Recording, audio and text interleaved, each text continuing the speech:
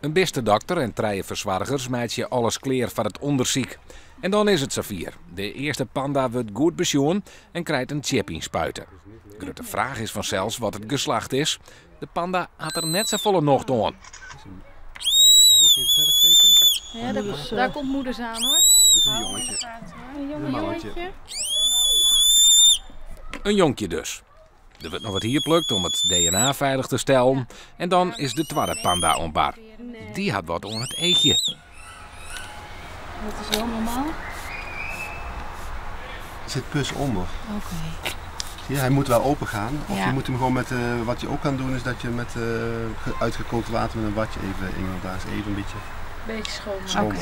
En dan vanzelfs de vraag. Wat is het? Dit is een meisje. Een jongetje en een meisje. Nou, kun je eindelijk namen verzinnen. Het is bijzonder dat beide panda's het zo goed doggen.